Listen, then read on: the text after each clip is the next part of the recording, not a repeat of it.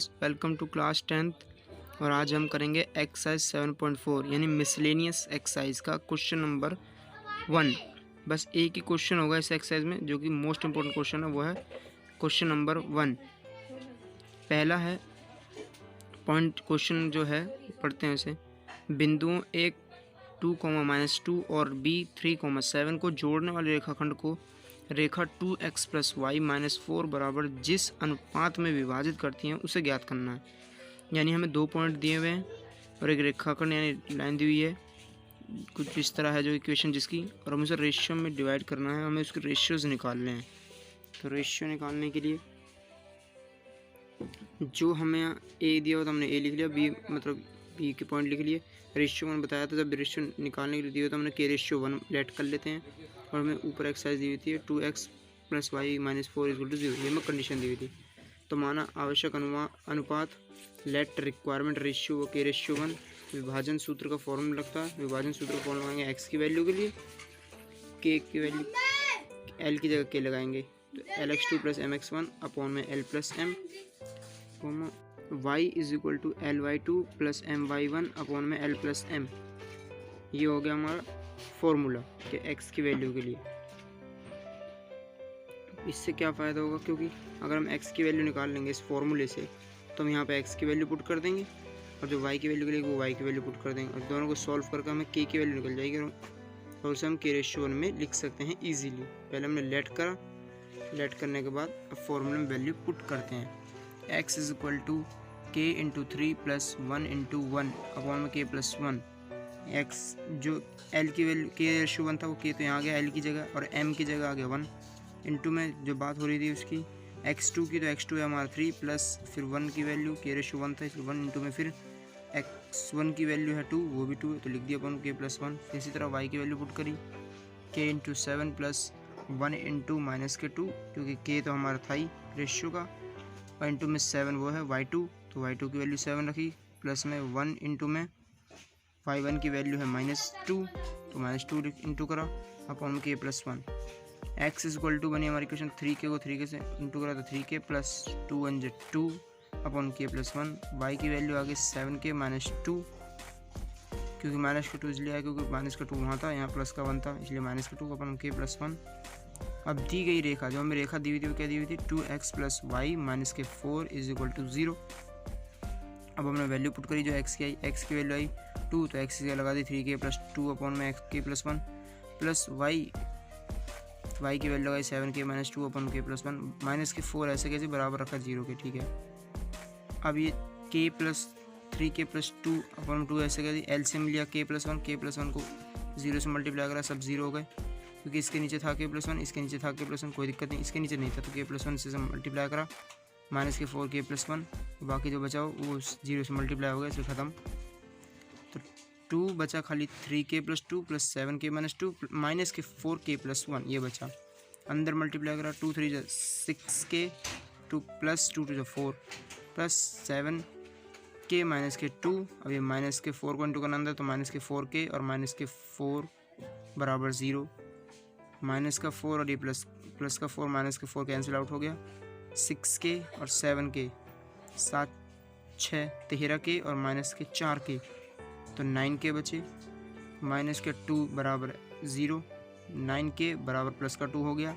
k की value आ गई 2/9, यानी k अपॉन 1, यानी रेशियो निकाले थे उनकी, तो रेशियो बनी है k रेशियो 1 = 2:9, और ये हमें आवश्यक अनुपात चाहिए था। तो इस क्वेश्चन में इतना ही। एक बार फिर ध्यान समझते हैं, जितने भी हमें इक्वेशंस दी हुई थी ये अब के ऐसे इस वाले क्वेश्चन में ये पॉइंट नहीं था कि पॉइंट से हमें रेशियो फाइंड आउट करनी है, हमें इक्वेशन से रेशियो फाइंड आउट करनी थी। तो उसके लिए पहले x निकालेंगे, x निकालने के बाद फिर y निकालेंगे, y x और y की वैल्यू पुट करेंगे इक्वेशन में और आंसर आ जाएगा। अब बढ़ते हैं, आज इंट्रोडक्शन करेंगे हम नेक्स्ट चैप्टर हमारे 8th चैप्टर का, ट्रिग्नोमेट्री का, कुछ फॉर्मूलेज का, क्योंकि क्वेश्चन होंगे कल और कुछ फॉर्मूलेज आज डिस्कस करेंगे हम। आज स्टार्ट करेंगे ट्रिग्नोमेट्री का इंट्रोडक्शन, कि त्रिकोणमिति का परिचय आके है क्या, कैसे इसके क्वेश्चंस को हम सॉल्व करेंगे, क्योंकि एक नया सब्जेक्ट होता है जो हमने पिछली क्लासों में बिल्कुल नहीं पढ़ा होता, ना 6th में, 7th में, ना 8th में, ना 9th में। हम इसे 10th में पढ़ते हैं और ये बिल्कुल नया सब्जेक्ट है। ये नया चैप्टर है बिल्कुल। इस नए चैप्टर में कुछ इंपॉर्टेंट फार्मूले हैं जो मैं आपको आज डिस्कस करूँगा। पहला फार्मूला एंगल वाइज है। पहले हम इसके टेबल को समझेंगे। जो टेबल है, टेबल क्या कहता है? टेबल कहता है कि अगर साइन ज़ीरो, अब पहले मैंने यही जान लेते हैं कि साइन और थीटा है क्या। हमारे इस जो चैप्टर के जो मेन पॉइंट्स हैं ये, यानी कि जो फॉर्मूले हैं वो ये हैं, sine theta, cos theta, tan theta. जिन 3 फॉर्मूले हमने पढ़े अभी, sine theta, cos theta, tan theta, इनके ही उल्टे रूप होते हैं। साइन का उल्टा होता है कोसेक, कॉस का उल्टा होता है सेक, और टेन का उल्टा होता है कॉट, जो हमें याद करने पड़ेंगे ये फॉर्मूले।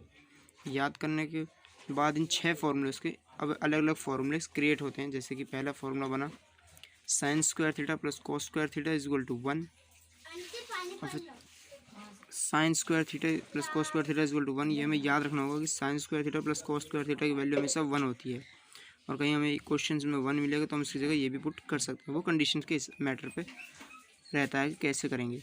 फिर इसी का ही पार्ट बना पहला, वो बना साइन स्क्वायर थीटा। अगर खाली साइन स्क्वायर थीटा दिया हो तो हम कैसे करेंगे?